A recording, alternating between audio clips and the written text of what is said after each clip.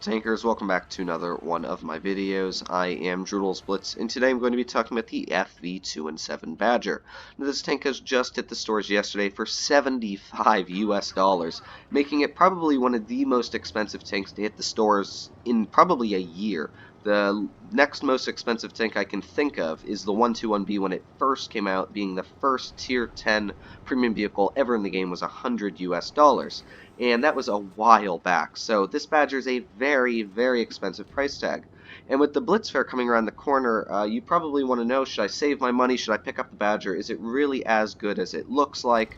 So yes, I'm definitely going to be talking about all of that in this video. I also just want to say real quick, I want to thank Mowry for actually sending this replay into me. I just saw it in the Discord server. I was really struggling to get a great game out in the tank today because the teams are just really falling apart, and the Badger does not do well when your team falls apart. And you're going to see that in the next replay, just how bad it can do if your team does fall apart and you're stuck alone. But right now you can see that it's got very good gun depression, and in fact it has 10 degrees, making it one of the best gun depression tier 10 tank destroyers in the game, if not the best, which is really, really good because it has a very good superstructure. That front plate, the upper hull of this tank, is about 350, 360 thick. Now, it is extremely thick in the upper plate. However, IS-4s, E100, Object 268s, any of these tanks that shoot heat, pretty much any tier 10 that shoots heat will still easily be able to go right through your superstructure. And you got to keep that in mind, because when I first picked up the Badger, I thought that, I could just rush right into the battlefield and I'd do spectacular.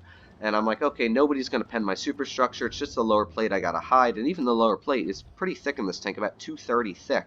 But, I was really expecting that superstructure to be almost impervious. However, I pulled it up, like a spot you can see right here, ammo raise in, and that Jagdpanzer, if he were to shoot heat, he would go right through this tank's superstructure. And you can see a lot of people actually shoot high explosive at the Badger. That's one thing you got to keep in mind, is people just spam HE at it. I don't know why. It's just an HE magnet, and that's because people can't pen it ever. And it gets really annoying some games, because you'll pull out and wham, HE shell from a 183, and then wham, a Jagdpanzer and an E100. And they might not do a crazy amount of damage, but, they're just slapping you with HE and then backing behind cover. So it does whittle you down slowly, and it really can be a pain after a while. Now you can see here that Amaray's got a little bit of a pickle. He's got the Chieftain in front, however, he's rocking 3,440 damage per minute. Unfortunately, you can see just how slow that traverse speed is, which is really the big downfall of this tank, is the traverse speed. I've had multiple instances where my team's starting to fall apart and the mediums are flanking, and this tank only has a top speed of 30 kilometers per hour. And you can see here that that standard B is just completely flooring him. He's even getting up that hill quicker than Amoray can actually turn his vehicle. Just not really sure what that standard B thinks he's doing right now, but you can see that it's very, very easy to flank a Badger. In fact, if that standard B had a brain cell, he would have easily gotten behind Amoray there, taken him out.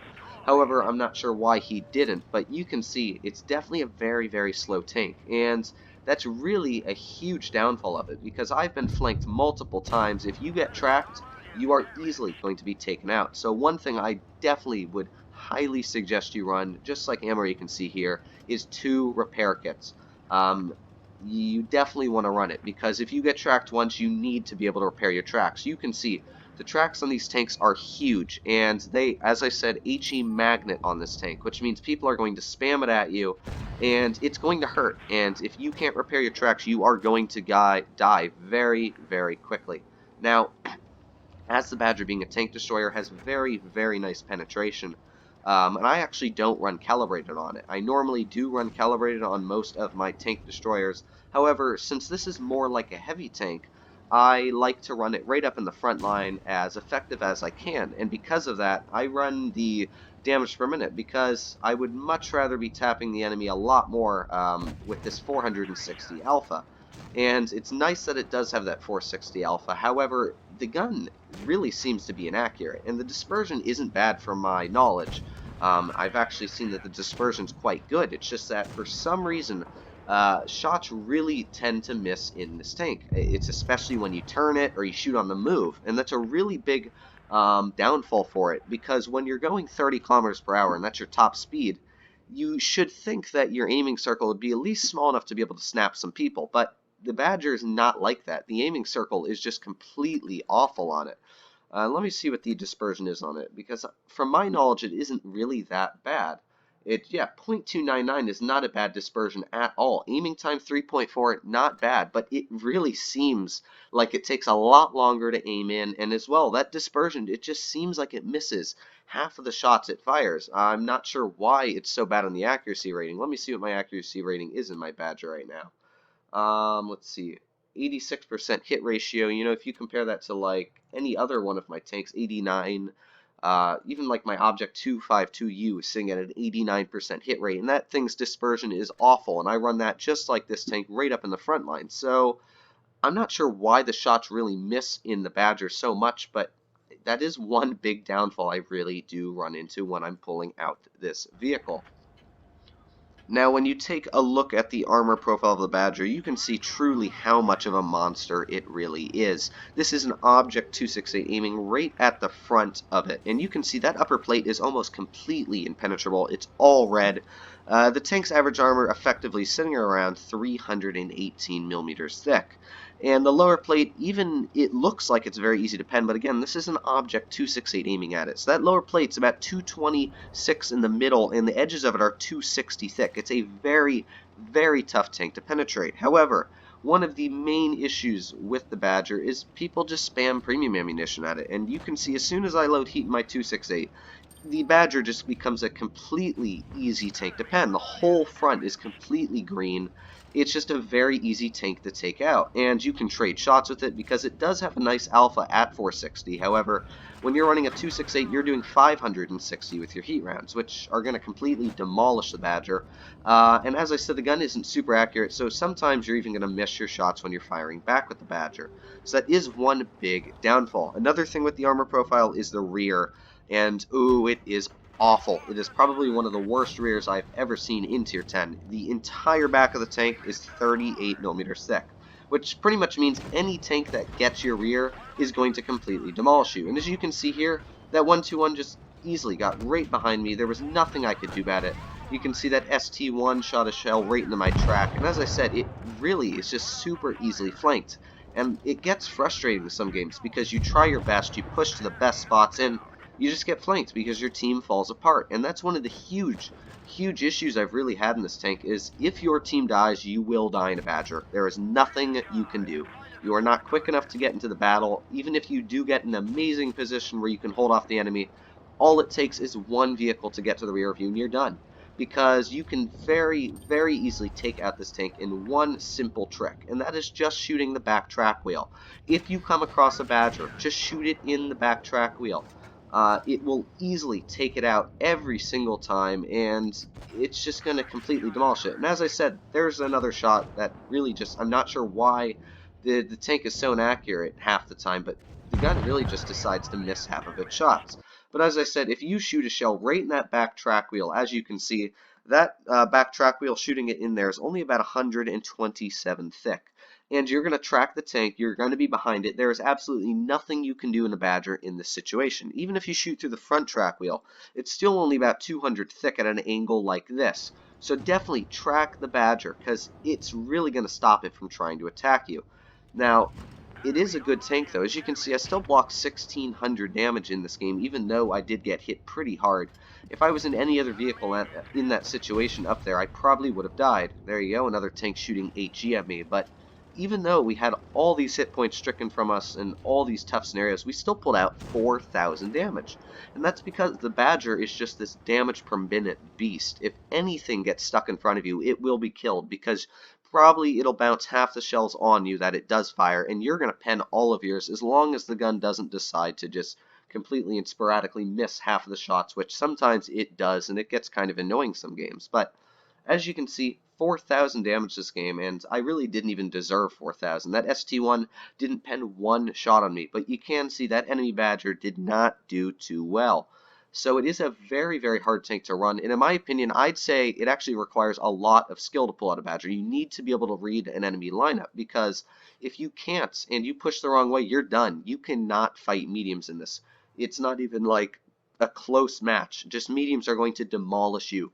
Easily go right through your lower plate. They'll track you at an angle like this, go right through your front track wheel. You're done. There's nothing you can do. So whatever you do, do not try and fight mediums. I've gone up against E50Ms. They just demolish it. So what I do is if I can't fight up in the front line, I'll sit at the back. I'll be a tank destroyer because that's what this is. You have the ability to camp in it. However, you've all been waiting for my opinion. Is it worth the price tag? And I've waited years for this tank to come out. Well, actually years. I've been waiting years. I've saw it on PC, and I really always wanted it. I thought it looks very cool. I love the damage per minute on it. I love the look, the armor, everything about it. And I'm actually kind of disappointed with it in Blitz, just because it's not as good as I thought it was going to be. And that's because, as I said, it easily gets flanked. It can be easily taken out, and if you're not paying attention to one little thing, it can really screw up your entire game. And for a newer player or a not as experienced player as me, and you're running this tank out in the battlefield, you're really not going to do that well in it. And personally, I think that a tank like the Object 263 is a much more fun vehicle. The E3, in my opinion, is actually better than the Badger in many different ways. So, to be honest, I wouldn't say to buy it. It's not worth $75.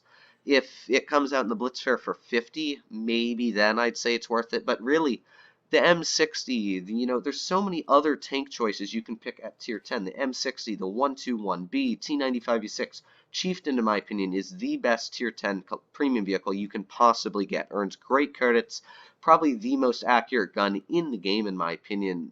People say the Leopard and the 62A is accurate. I personally feel that this Chieftain gun is the best gun in the entire game. So, to be honest, save your money. It's really not worth it to pick up the Badger. It's just not fun to run. It's going to sit in your garage. You're going to play about 20 games, and then you're going to be, this tank literally goes 30 kilometers per hour.